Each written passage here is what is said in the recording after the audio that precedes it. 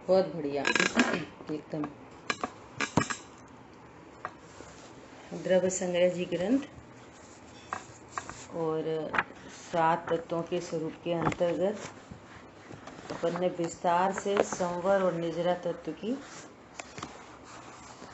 चर्चा की। निर्जरा तत्व में द्रव्य निर्जरा, भाव निर्जरा, इस प्रकार से 2 भेद आए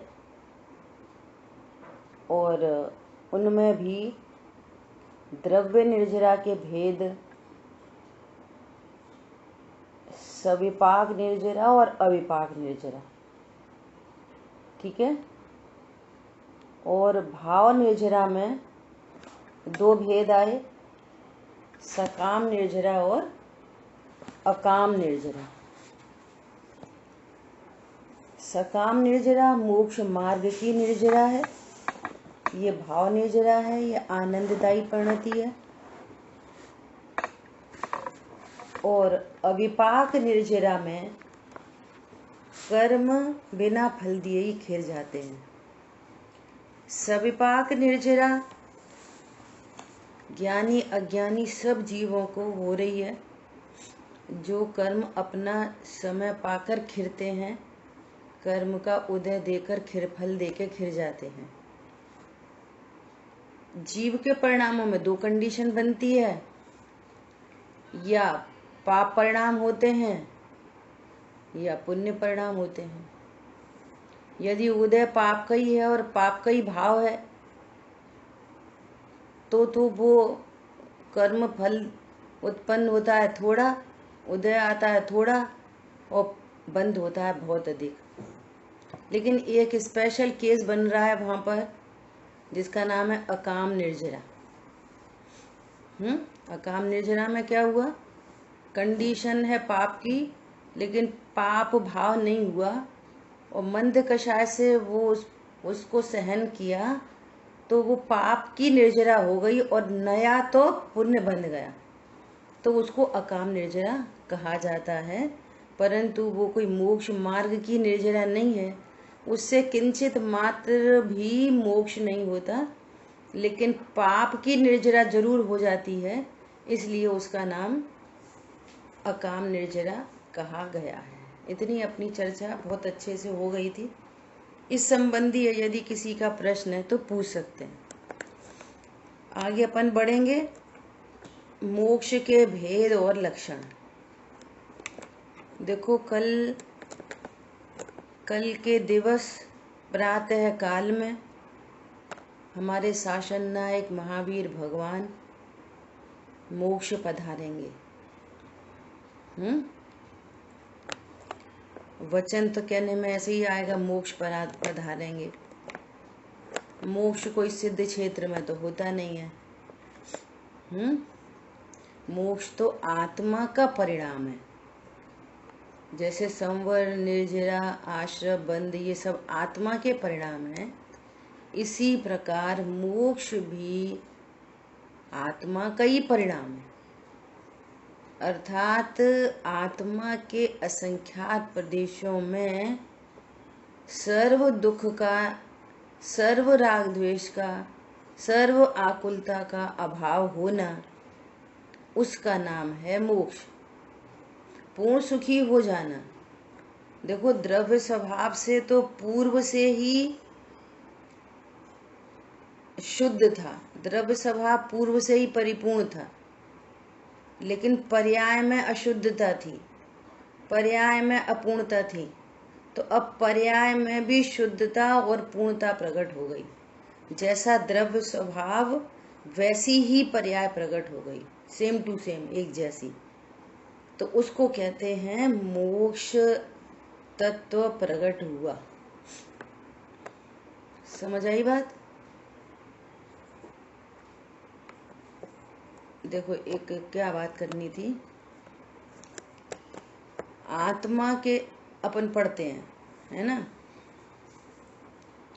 हाँ, ये वाली बात कहनी थी कि आत्मा में जो पर्यायों में अपूर्णता और अशुद्धता थी, वे सारी की सारी पर्याय शुद्ध और पूर्ण हो गई।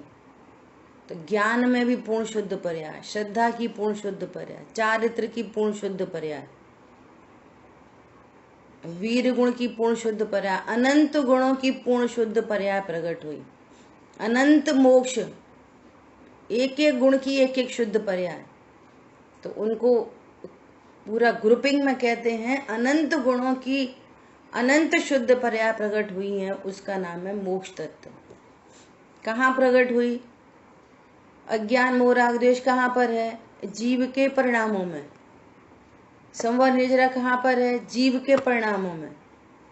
मोक्ष तत्व कहाँ प्रकट हुआ? जीव के परिणामों में। इसका कोई पर क्षेत्र से, पर स्थान से कोई संबंध नहीं।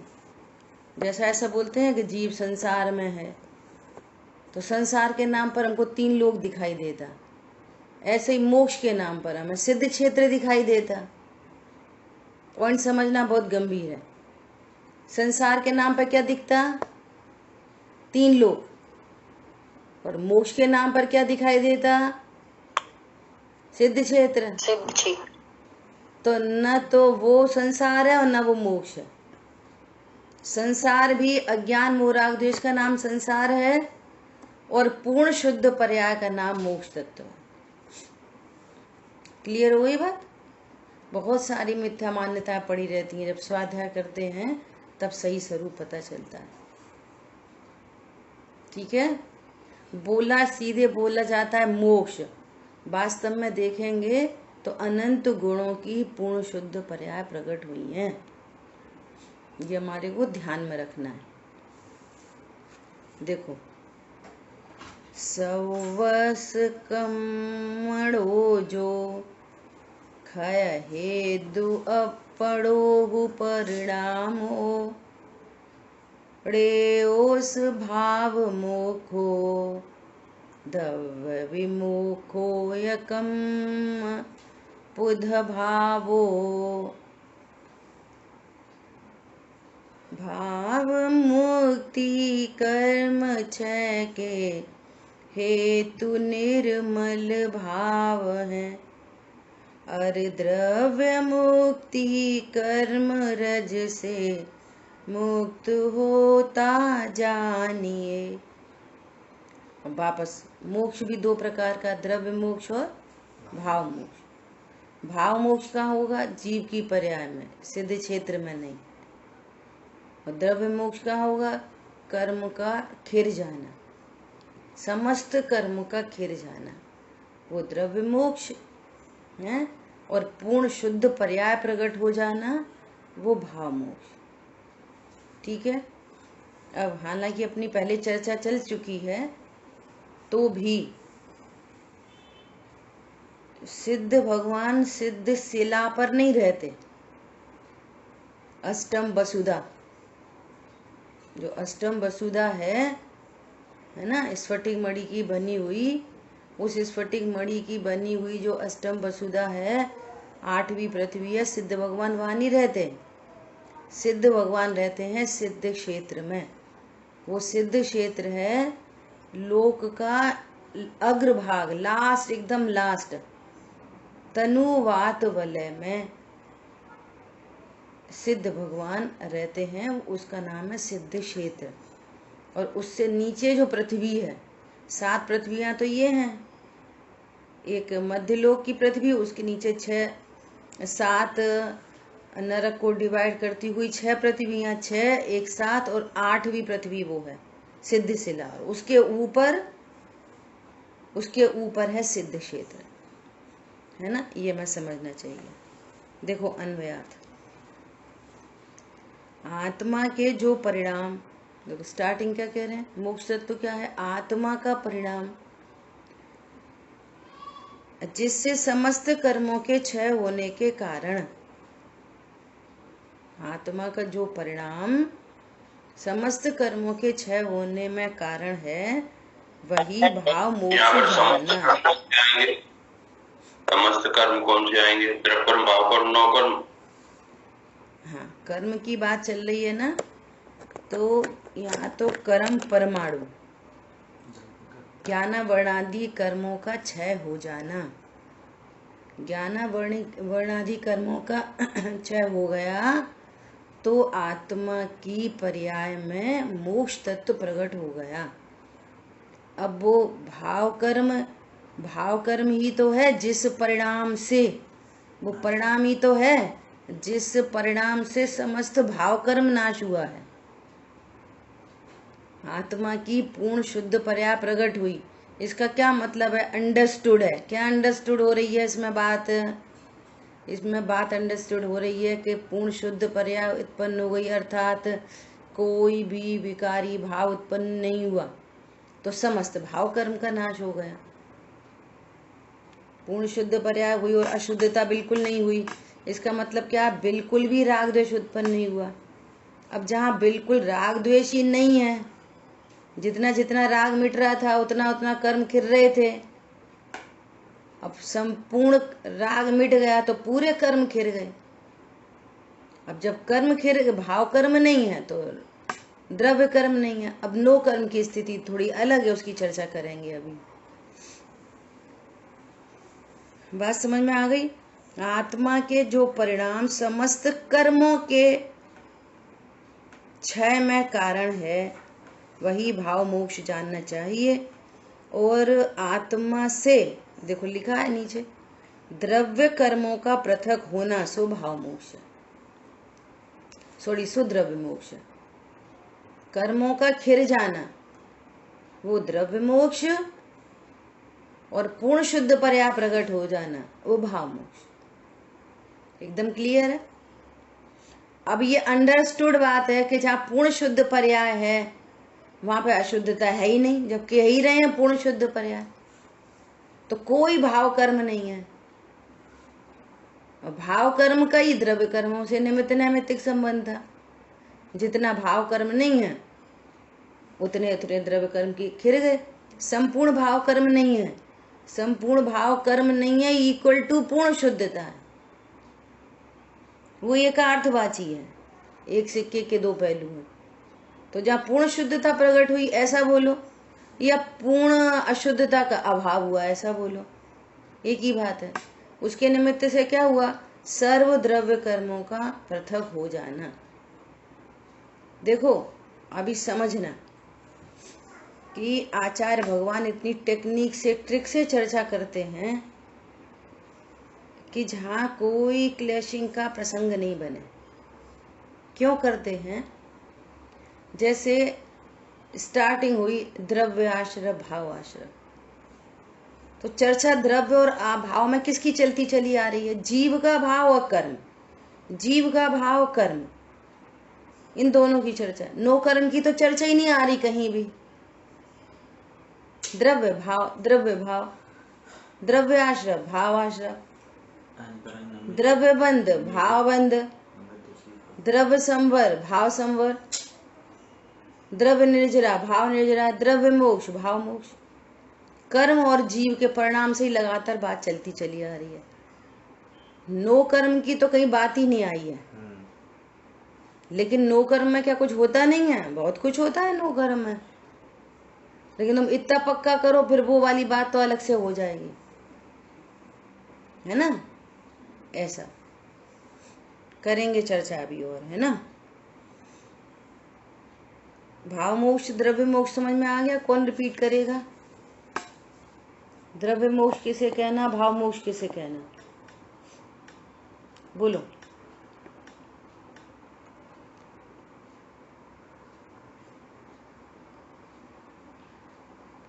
निताशा, द्रव्य मोक्ष क्या, भाव मोक्ष क्या?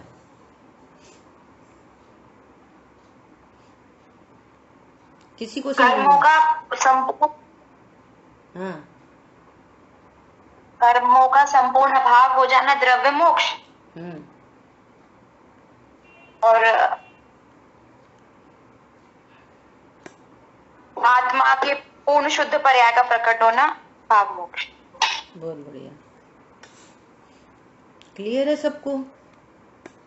और कौन बताएगा? बोलो।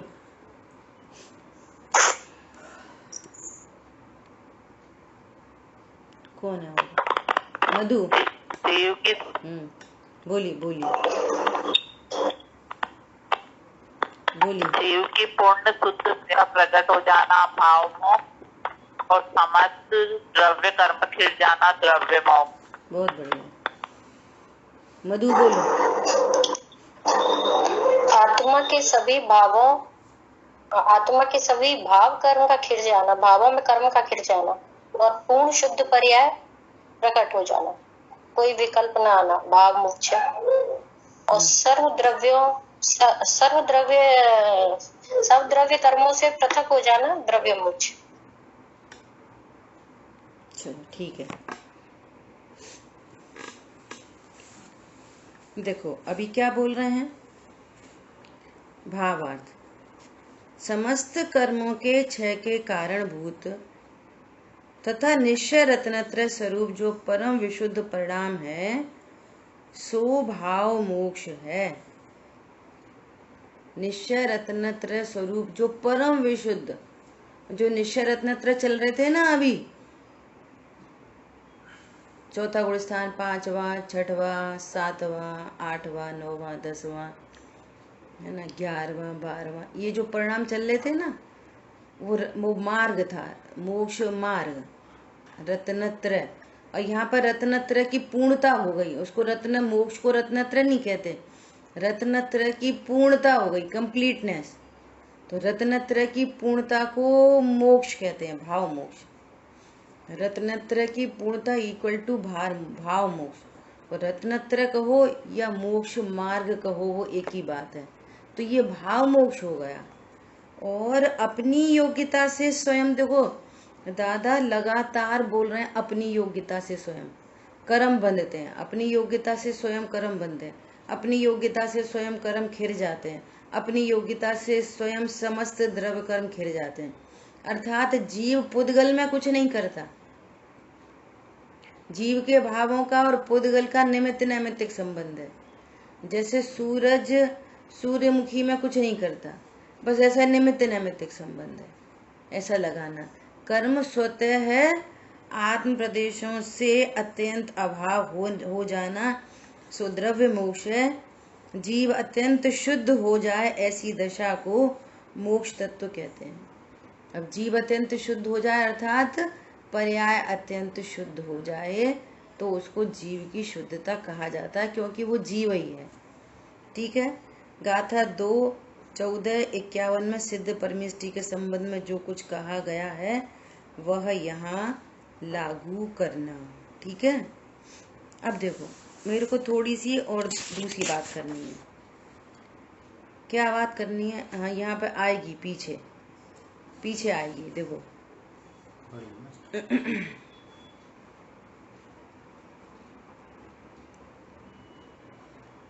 देखो चलो क्रम में ही पढ़ते हैं। अभी क्या कह रहे हैं? मोक्ष तत्व संबंधी भूल। आत्मा की पूर्ण शुद्ध दशा का प्रकट होना सो मोक्ष है। उसमें आकुलता का अभाव है। आ गई ना बात? इसमें क्या है? आकुलता का अभाव है। अब कोई आकुलता नहीं, पूर्ण स्वाधीन निराकुल सुख है। किंतु अज्ञानी जीव ऐसा न मानकर शरीर में मौज शौक में ही सुख मानता है। वो क्या समझता है? खाओ पियो मौज करो। अभी दीपावली आ रही है तो क्या करो? खूब खेलो कूदो, पटाखे चलाओ, है ना, तरह तरह की मिठाइयाँ खाओ, है ना। अभी अपन को कौन सा दीप जलाना है? बोलो, कितने लोग हैं जो दीपक जलाएंगे? बोलो, अपन को दीप जलाना है कि नहीं जलाना? अच्छा ये बताओ। ज्ञान का दीप जलाना है। हाँ, ज्ञान का दीपक जलाना है। हमको ज्ञान का दीपक जलाना है। ज्ञान मतलब भेद विज्ञान। एक क्षण निज आत्म दृष्टि जो करे कर्म थर थर कांप कर रोया करें, है ना। ये भेद ज्ञान का दीप जलाना है जिससे कर्मों की निर्जरा हो। नहीं तो सविपाक निर्जरा तो चली रही है हर समय। कर्म उदय में आ रहा है, खिर रहा है, उसमें इस तरह इसकी कल्पना उत्पन्न हो रही है ना। आज सुबह चर्चा आई थी कि ऐसा बोलो ये पेन मेरा है। अब किसी ने बोला बड़ा अच्छा कलर है तो राग, अरे अच्छा नहीं है ये, ठग गए आप, तो ठग गए। तो द्वेष, और जब परिणाम हो जाए, निब खराब हो जाए, टूट जाए, गिर जाए, है ना, तो फिर और कषाय उत्पन्न होगी। अब कोई समझाने लग जाए, अरे अब तुम इतना 50 रुपए के चक्कर में, 10 रुपए के चक्कर में क्या इतना परेशान मत हो, शांति रखो, शांति रखो। तो शांति रखने से शांति आती कहाँ है? जब तक अपने शुद्ध स्वरूप का ज्ञान श्रद्धा नहीं है तब तक पर द्रव्यों में एकत्व, ममत्व, कर्तृत्व, भोक्तृत्व बुद्धि उत्पन्न अनादि से हो ही रही है और होती रहेगी। इसलिए ये नहीं करना है क्या कि टूट जान दो भैया, शांत रहो, हो जान दो भैया, अपने को क्या करना है, शांत रहो, शांत रहो। ऐसे शांत मत रहो। इस ये पर मेरा है और इसके परिणमन में मुझे कोई अनिष्ट कल्पना है, ये मेरे अधीन रह सकता है, ऐसी मिथ्या मान्यताओं को छोड़ो। क्या बोला? और अस्थि से बोले तो यहाँ पर मेरी एग्जिस्टेंस है, मेरी सत्ता है, मैं सत्ता स्वरूप वस्तु हूँ, यहाँ अर्थ और तत्व विद्यमान है, मैं ज्ञान स्वरूपी भगवान आत्मा हूँ, मात्र ज्ञाता द्रव्य हूँ। ऐसा निर्णय करो तो पर द्रव्य में इष्ट ये पर मेरा है, मेरे अनुसार है, मुझे फायदा है, मुझे नुकसान है। वहाँ तो इतना महंगा पेन था, वे जेठानी आई सो ले गई, अब मना तो क्या कर पाते, अब बस जहर चल रहा है। कि तुम स्वाध्याय में जाते हो? कि हाँ हम तो रोज जाते हैं, हमारे ताला लग के सब लोग जाते हैं, सब जाते हैं। और परिणाम आगम के विपरीत है। स्वाध्याय सुनते हैं, परिणाम आगम से विरुद्ध है। स्वाध्याय रोज सुनते हैं। पॉइंट समझ में आ रहा है? परिणाम में कोई दया, क्षमा, मार्दव, आर्जव, सत्य, सोच, कोई विशुद्धता उत्पन्न नहीं हुई। बोलो।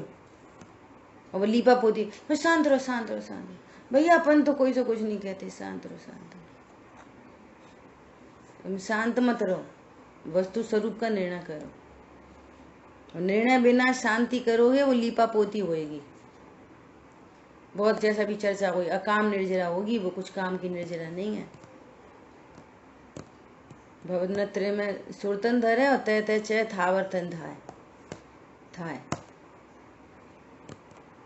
ये जैन कुल भेद विज्ञान मात्र और मात्र और मात्र भेद विज्ञान करने के लिए ही मिला है। Only the way, only. Side में जो कुछ खाना पीना उठना बैठना हो जाए सो हो जाए, मत हो जाए मत हो जाए, कम हो कम, ज्यादा हो ज्यादा। भेद विज्ञान मस्ट और फर्स्ट है। सांस बाद में लेना, स्वाध्याय पहले करना। स्वाध्याय बाद में करना, तत्व निर्णय पहले करना, भेद विज्ञान पहले करना। ये समझ लो। समझ आ रही बात? बहुत बढ़िया। क्या बोल रहे हैं? मोक्ष तो अभी आप पढ़ रहे हो कि मोक्ष तो सर्व विकार से का अभाव हो गया, और जो विकारी भाव थे वे दुख रूप थे। अभी दुख रूप भाव मिट गए तो पूर्ण सुख अवस्था प्रकट होगी कि नहीं होगी? कि होगी। तो तुम कह रहे हो कि खाने पीने में मौज है, तो तुम्हारा ज्ञान विरुद्ध है, हो गया कि नहीं हो गया? मतलब अनादि से ही विरुद्ध था। और ये वाली बातें हमें महाभाग्य से, पुण्य से हमें सुनने मिल गई, लेकिन सुनने मिलने पर भी हमारे एटीट्यूड में, हमारी सोच में, हमारी थॉट प्रोसेस में क्या फर्क पड़ा? अभी भी हम सोच तो वही का वही रहे हैं। क्या बोला? अभी भी हम थोड़ा बहुत सोचने लगे तो कर्मों के बारे में सोचने लगे। सही बात है भैया, अपने कर्म का उदय, अपने कर्म का उदय। एक कर्म के उदय की सोच से भी कुछ होने जाने वाला नहीं है। थोड़ी बहुत कषायमंद हो जाएगी बस। ये सोचो कि मैं जीव हूं, क्या बोला? ये निर्णय करूं मैं जीव हूं, मैं अकर्ता हूं, मैं ज्ञाता दृष्टा हूं, पत्नी दुकान मकान बच्चों से रहित तत्व हूं। इन सब का मुझे अभी ज्ञान हो रहा है। ये यहाँ पे मोबाइल रखा, जिनवाणी रखी, चौकी रखी, इनका मुझे ज्ञान हो रहा है। ये शब्दों का मुझे ज्ञान हो रहा है, मैं बोल नहीं रहा। ये समझाने का भाव उत्पन्न हो रहा है, इसका ज्ञान हो रहा है, मैं समझाने का भाव नहीं कर रहा। ये सब में लगाओ, जो कुछ हो रहा है उस सब में लगाओ, मैं तो ज्ञाता हूं। बोलो ये काम कब नहीं हो? जिनवाणी तो आप मुश्किल से लेके बैठ पाओगे, लेकिन ये आगम के अनुकूल विचार कब नहीं? रोटी बन रही है, खाना बना रहे हैं, उस समय सब विकल्प चल रहे हैं। देखो ये रोटी स्वयं मिल रही है, मैं नहीं कर रहा। आज अपन ने यही जिनवाणी में सुना, देखो मैं तो ज्ञाता दृष्टा हूं। अरे उन्होंने बोला, जैसे अभी इंडिया मैच खेली, तीनों में हार गई, है ना? तो अब क्या करेंगे भैया? यदि करता हो तो कौन कौन सा मैच हारेगा? कौन कौन सा मैच हार जाएगा? जिसको 6 रन मारने आते हैं तो वो हर बॉल पे 6 रन मारे ना। क्या बोला? जिसको चौका मारना आता है वो हर बॉल पे चौका मारे। बोलो। तो अब वो मैच देख रहे हैं, घर में 4 लोग मैच देख रहे हैं, बेकार है, बेवकूफ है।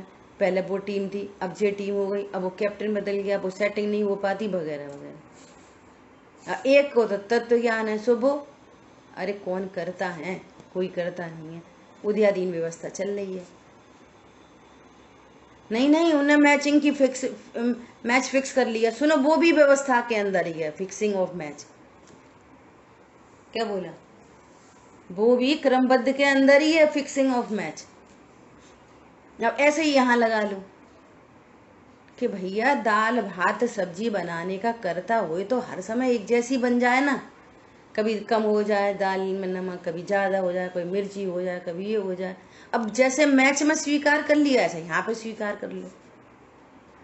बोलो घर में कितनी सहजता शांति का वातावरण है। नमक कम है, कछुआ कल ही नहीं है, अब तक नहीं सीख पाए। अच्छा, फिर कोई बोल रहा है तो विचार कर लो, अपने उदय से कोई बोल रहा है, वो भी ज्ञाति दृष्टा है। अब ये पुद्गल का पड़ा मन था, मैं तो अकर्ता हूं। बोलो मत, अंदर अंदर चलने दो भेद विज्ञान। अरे मैं तो ज्ञाता दृष्टा हूं। कुछ विकल्प आए हुए तो भी मुझे तो ये लाइन बहुत अच्छी लगती है, क्योंकि अभी निचला गुणस्थान है, तत्व ज्ञान की भूमिका है।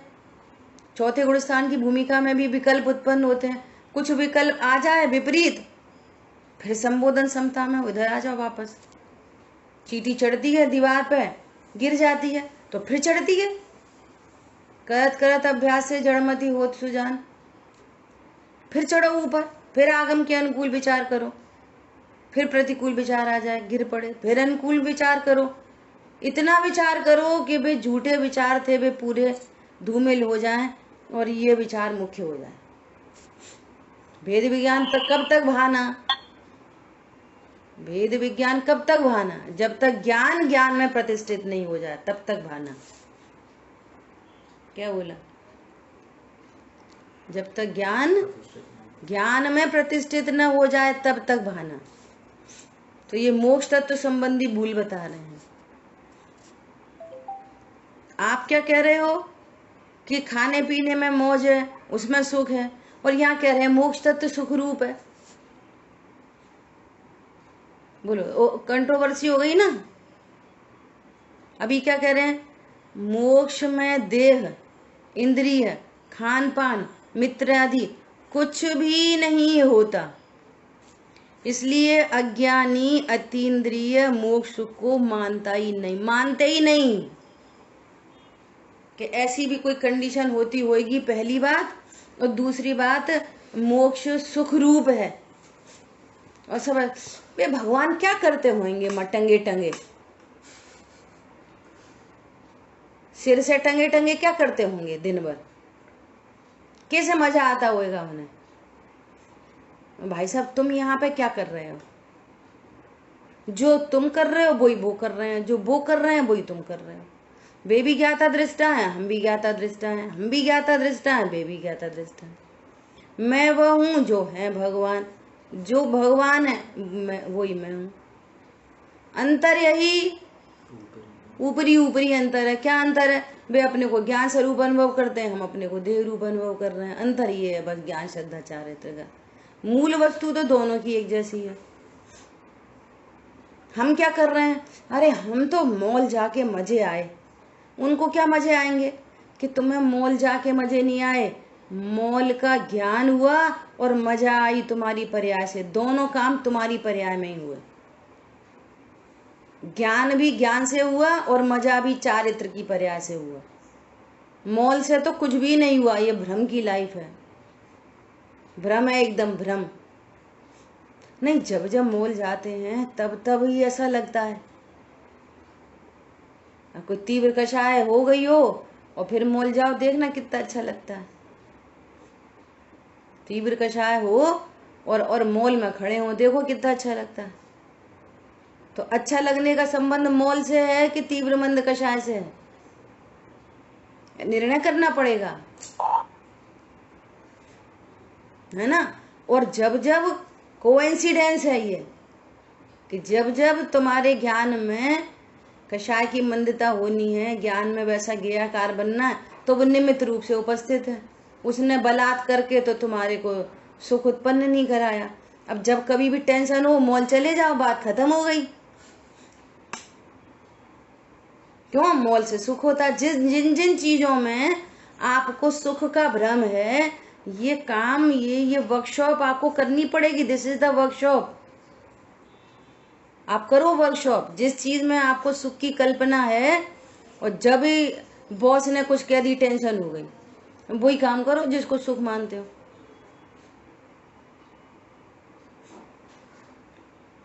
वो पत्नी शुरू में अच्छी लगती है, कहते अरे तू कितनी सुंदर है, चांद है, सितारे हैं, फलाने ठिकाने। अब ऑफिस से कोई टेंशन में आ गए, घर में कोई गड़बड़ हो गई, किसी ने डांट दिया, कुछ हो गई। अब वो पत्नी तो खड़ी है बेचारी तैयार होके, अरे तू हट, कहाँ है ये? तो वो तो अच्छी थी ना, उससे तो सुख होता था ना। ये वर्कशॉप करो ज्ञान में। क्या बोल रहे हैं? देह से सुख नहीं होता। मोक्ष में देह नहीं, यहाँ पर भी देह से सुख नहीं और देह से दुख नहीं। देह सुंदर हो, बहुत सुंदर हो, सुख नहीं। देह में रोग आदि हो जाए, दुख नहीं। यहाँ पर भी सिद्ध भगवान के देह नहीं, यहाँ पर भी देह नहीं, मेरी भी देह नहीं। समझ में आ रही है बात? सिद्ध भगवान की देह नहीं, मेरी भी देह नहीं।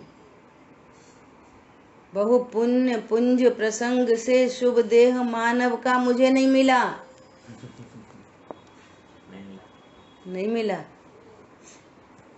शिकंजी में चीनी को नींबू मिला कि नहीं मिला? बोलो। तो पर्याय की तरफ से कथन है। हाँ, वो इसलिए कथन है कि तुम्हें संगी पंचेंद्री जीव कैसे बताएं, तो भी अरे भव चक्र का फेरा न एक अभी टला, इसलिए बोला जाता है। तो मनुष्य मतलब सुपीरियर मोस्ट पर्याय है तुम्हारे पास ज्ञान की, जिससे आप भेद ज्ञान कर सकते हो, तो भी तुमने भवचक्र का फेरा नहीं टाला। इसलिए वो मैसेज है। और तुम समझने लग जाओ हाँ सही बात है, अपन तो मनुष्य तो मिथ्या दृष्टि की खाते में जा रही बात। सिद्ध भगवान को देह नहीं, हमको भी देह नहीं, और देह होने पर हम देह से दुखी नहीं, संयोग होने पर भी उनको तो संयोग से भी अभाव हो गया हमारे संयोग में, पर हमारे को देह से न सुख न दुख। बहुत सुंदर देह थी सो सुख का कारण नहीं, और देह में कुछ परिणमन हो गया सो दुख का कारण नहीं। दुख मतलब अज्ञान मोह राग द्वेष, सुख मतलब संवर निजरा मोक्ष तत्व। बस। सिद्ध भगवान की इंद्रियां नहीं और हमको भी इंद्रियां नहीं। कितने इंद्रिय जीव हो अभी? 4 इंद्रिय 5 इंद्रिय? कितने इंद्रिय जीव अपन? 4 इंद्रिय 5 इंद्रिय? अतीन्द्रिय महापदार्थ है, हमें इंद्रिय नहीं मिली। एक व्यक्ति ने गुरुदेव श्री से कहा, साहब आप बोलते हो इंद्रियों से जानते नहीं है, इंद्रियों से देखते नहीं है, इंद्रियां नहीं मिली होती तो पता चलता। तो सिद्ध वो गुरुदेव श्री क्या बोले, इंद्रियां नहीं मिली होती हम सिद्ध होते। पहला आंसर तो नहीं दिया। फिर दूसरी तरफ से कि भैया पर्याय की अपेक्षा से कहा जाता है ना, मिली इली कुछ नहीं है ऐसा। तो हमको भी अभी इंद्रियां नहीं, नंबर 1, और इंद्रियां दुख का कारण नहीं, इंद्रियों से ज्ञान नहीं, इंद्रियां दुख का कारण नहीं। यदि हमें भी वो सुख प्राप्त करना है तो यही भेद विज्ञान का तरीका है। ठीक है। नंबर 3, खान पान नहीं, तो हम क्या खाते पीते, अनाहारी स्वरूपो, हम क्या खाते, मेरे द्रव्य गुण पर्याय की सीमा से सब खाना पीना बाहर है। सब मित्र आदि कुछ भी नहीं होते। यहाँ तो अपने मित्र हैं कि सुनो, यहाँ पर भी कोई मित्र नहीं है, कोई शत्रु नहीं है। जहाँ दो कषाय में रिजेम्बलेंस होती है तो वहाँ मित्र कहा जाता है, और यदि उन्हीं के बीच में कषाय टकरा जाए तो वे शत्रु होते पल नहीं लगती, शत्रु होते पल भर नहीं लगती। सब जगह देख लेना, ना मित्र और ना शत्रु। तो उनका भी कोई मित्र शत्रु नहीं, हमारा भी कोई मित्र शत्रु नहीं। हमारा मतलब स्त्री पुरुष का मित्र शत्रु नहीं, हमारा मतलब अतीन्द्रिय की बात चल रही है ना, मैं जीव हूं, मेरा कोई मित्र शत्रु नहीं होता। ठीक है, समय अपना हुआ है, शेष चर्चा और आगे करेंगे। और कल परसों 2 दिन की 3 दिन, बोलो 3 दिन की वो ऑफ रखते हैं अपनी दोपहर की क्लास। ठीक है, हाँ अब सीधा मंडे को मिलेंगे, और मंडे को भी 3:30 बजे ही अपनी क्लास रहेगी। और उस दिन ये जो क्लास थी इनके क्वेश्चन आंसर रहेंगे। और क्वेश्चन आंसर के डे में बहुत पहले तो लोग ही कम आते हैं, है ना, और फिर सभी लोग पार्टिसिपेट नहीं करते। तो कोशिश करें, मैं ऐसा नहीं अरे आज तो क्वेश्चन आंसर का दिन है आज रहने दो, ऐसा नहीं। यदि आप क्वेश्चन आंसर की प्रोग्रामिंग रखवाना चाह रहे हो तो फिर सभी लोग अटेंड हो, हमारी बात ख्याल में। इसलिए अपन ने पिछली क्लास में ये चर्चा भी की थी कि क्वेश्चन आंसर को ड्रॉप करें। तो आप लोग की साइड से ये वाली बात आई कि नहीं, हमें उसमें लाभ होता है, और सच्ची बात है, आपने क्या सीखा समझा वो उसकी क्लियरिटी होती है, तो जो सुधार होना है सो सुधार हो जाता है ना। तो इस चीज का अपन ध्यान रखेंगे।